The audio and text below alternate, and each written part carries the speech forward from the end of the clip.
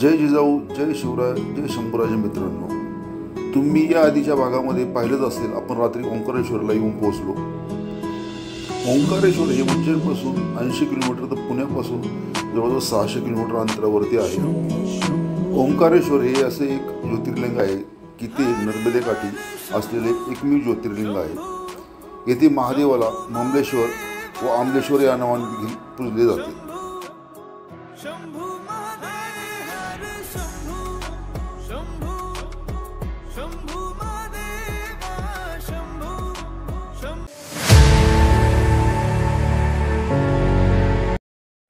जय महाराष्ट्र. मित्रांनो, आता आपण गाडी पार्क करून आता घाटावरती आलो आहे. समोर तुम्ही पाहतच असाल ओंकारेश्वराचं मंदिर आहे. समोर इथे लागले त्या बोटी आहेत. बोटीने फक्त पलीकडे जायचं असेल तर 100 रुपये घेतात आणि तेच जर तुम्ही बोटीने संगमापर्यंत जाऊन परत रिटर्न यायचं असेल तर 200 रुपये घेतात पर पर्सन.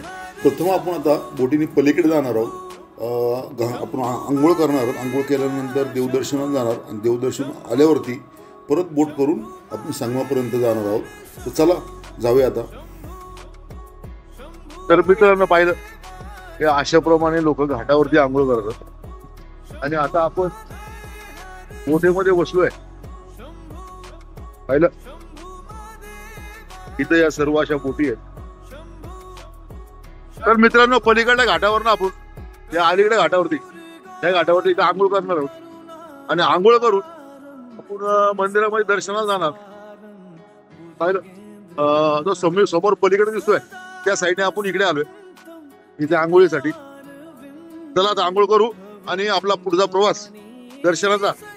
काय मोबाईल आतमध्ये न्यायला भेटतोय न भेटतोय, भेटला तर आपण दर्शन करणार आहोत. तुम्हाला दर्शन देखील आपल्यामुळं कसं होतंय कसं नाही ते पाहायला भेटेल. मित्रांनो, सुंदर अशा घाटावरती आपण इथे ओंकारेश्वरला आलोय. पलीकडे जो घाट आहे त्या घाटाकडनं आपण इकडे अलीकडे आलो. इथे आपल्या बोटवालीने इथं आणून सोडलं आणि या ठिकाणी ह्या मंडळी आता आंघोळ करतात. आता आंघोळ करणार आहोत आणि आज समोर जो पायरी मार्ग दिसतोय या पायरी मार्गाने या समोर मंदिर आहे त्या मंदिरात आपण दर्शनाला जाणार आहोत. तर मित्रांनो, आपण आता आंघोळ करणारच आहोत. त्याआधी ओंकारेश्वर आणि नर्मदा मातेचं काय महत्त्व आहे आपल्या धर्मशास्त्रानुसार ते पाहूया. असं म्हटलं जातं की आपण पूर्ण देशातली जी तीर्थक्षेत्र आहे की ती जरी केली आणि तिथलं पाणी जर आपण ओंकारेश्वरच्या चरणी जर आपण अर्पण नाही केलं तर आपलं तीर्थ हे पूर्ण होत नाही. आणि नर्मदे मातेबद्दल जर बोलायचं झालं तर हे बोलता येईल की यमुने नदीमध्ये 15 दिवसाची आंघोळ आणि गंगेमध्ये 7 दिवसाची आंघोळ केल्यानंतर जे पुण्य भेटतं तेवढंच पुण्य फक्त नर्मदा नदीचं दर्शन जरी घेतलं तर तेवढं पुण्य भेटतं. मित्रांनो, ही समोर जी लाईन दिसते ही ओंकारेश्वराची आणि इथनं ओंकारेश्वराची दर्शन लाईन चालू आहे. चला जाऊया आता.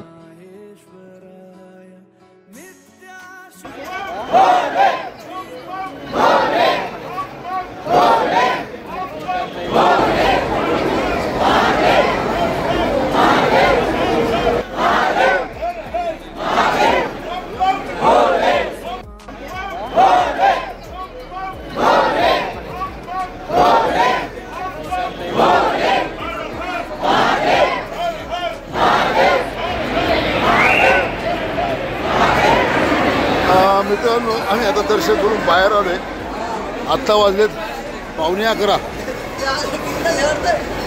पावणे 11 म्हणजे जवळजवळ आपल्याला 3.5 तास आपल्याला दर्शन करायला लागले. आता आपल्याला पुन्हा ते समोरच्या ठिकाणी जायचं आहे. तिथं बोटीने जी 4 ठिकाणं आपल्याला दर्शन करायची आहेत त्या ठिकाणी जायचं आहे. तर मित्रांनो, पुन्हा एकदा आपण बोटीमध्ये येऊन बसलो आहे. आता समोर दिसतं हे ओंकारेश्वराचं मंदिर आहे आणि ओंकारेश्वराच्या मंदिराच्या बरोबर अपोजिट साईडला ममलेश्वराचं मंदिर आहे. त्याचं दर्शन करण्यासाठी आपण नंतर जाणार आहोत. परंतु असं म्हणलं जातं की ओंकारेश्वराचं मंदिराचं दर्शन जर घेतलं आणि त्यानंतर ममलेश्वराचं दर्शन नाही घेतलं तर तुमचं हे ओंकारेश्वराचं दर्शन अपूर्ण राहतं. तर ममलेश्वराचं दर्शन घेण्यासाठी आपण नंतर जाणार आहोत. प्रथम जाणार आहोत आपण संगमावरती. मित्रांनो, ओंकारेश्वर या ज्योतिर्लिंगाबद्दल अजून जाणून घ्यायचं जर बोललं तर या ओंकारेश्वर पर्वतावरती जवळजवळ 68 मंदिरे आहेत आणि आपले भगवान शिवशंकर हे आपल्या 33 करोड देवीदेवतांबरोबर वास्तव्य इथे करतात। ज्याप्रमाणे उज्जैनला भस्मारती होते त्याप्रमाणे ओंकारेश्वरला देखील शयन आरती होते। अजून एक गोष्ट अशी आहे की संध्याकाळी मंदिर बंद करताना मंदिरामध्ये सोंगट्यांचा खेळ मांडून ठेवतात आणि सकाळी जर पाहायला गेलं तर सोंगट्या आणि कवड्या ह्या अस्तव्यस्त पाहायला भेटतात। मित्रांनो समोर पाहिलं का ते शंकराचार्यांची मूर्ती आहे वरती, ही शंकराचार्यांची मूर्ती आहे। ओंकारेश्वरची प्रदक्षिणा जर पूर्ण करायची जर बोललं तर साधारण 2-2.5 तास लागतात।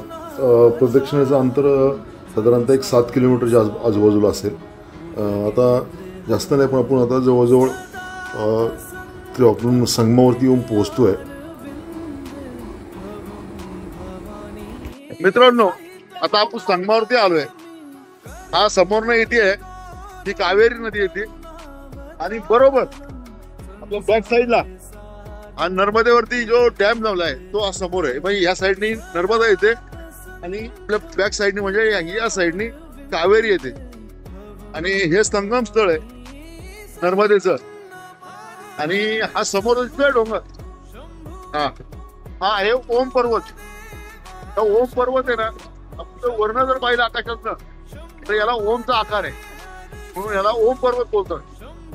आता आपल्या ही संगम फेरी आता पूर्ण झाली आहे। आपण आता परतीच्या प्रवासाला लागतोय। आपण जाणार आहे महादेवाचं जे दुसरं मंदिर आहे त्या मंदिराकडे जाणार आहे। तर चला भेटू परत पुढे मंदिराजवळ।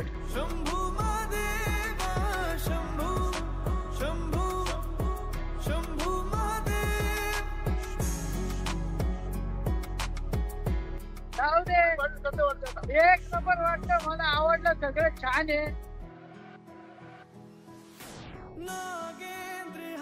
मित्रांनो आपण पुन्हा आता ते महाबळेश्वराचं मंदिर आहे या साईडला आलोय। आता इथं बोट पार्क करणार आणि आपण मंदिरामध्ये जाणार। म्हणजे सकाळी आपण ज्या ठिकाणी आपण बोट घेतली होती बरोबर त्या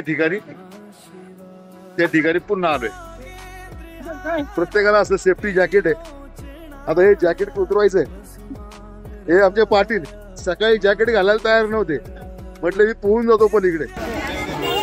मित्रांनो मध्ये बोटमधून उतरल्यावरती सरळ जर वरती आलो ना ह्या साईडला तिथं ममलेश्वर मंदिर आहे बरोबर।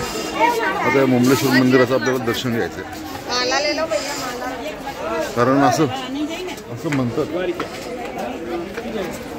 म्हणतात की ओंकारेश्वर आणि ममलेश्वर मंदिराचं जोपर्यंत दर्शन घेत नाही तोपर्यंत आपलं ओंकारेश्वराचं दर्शन पूर्ण होत नाही। ही समोर जो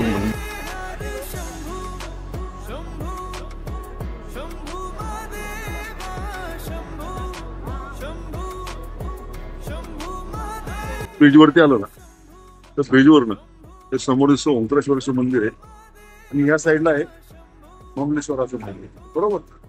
आणि हे खाली बोटीनी आपल्याला पलीकडे पण जाता येतं, अलीकडे येतात। आता समोरचा ब्रिज दिसतोय त्या ब्रिजने पण अलीकडे पलीकडे जाता येतं। त्या ब्रिजच्या खालनं पलीकडे जर गेलं तर तो संगम आहे जो कावेरी नदीचा आणि नर्मदा नदीचा संगम आहे। आपण तिकडे जाऊन आलोय। आता आपला प्रवास हा जवळजवळ पूर्ण झालाय। ममलेश्वराचं दर्शन करून आपण या रोडने आता चाललोय। आपली गाडी जिथं पार्क केली आहे त्या ठिकाणी हे आहे भगवान विष्णूचं मंदिर, सुंदर असं आहे की नाही। मात्र तुम्ही जर कधी येणार असाल इकडे तर मात्र तुम्हाला पूर्ण दिवस हा पाहिजे बरोबर, पूर्ण दिवस पाहिजे आहे का नाही। ते समोर आतमध्ये फोटो घेण्यास मनाई असल्यामुळे आपण काय आतमध्ये जाणार नाही। हे बघा आतमध्ये गाभार आहे। आपलं बाकीचे मंडळी आले मी पण जाऊन दर्शन घेऊन येतो। तर मित्रांनो आपण आता ओंकारेश्वरवरून निघालोय, उज्जैनला जायचंय। ओंकारेश्वर तो उज्जैन जवळपास 150 किलोमीटर अंतर आहे। आता आपण जवळजवळ एक 30 किलोमीटर आलो असेल उज्जैनच्या ओंकारेश्वरच्या पुढे।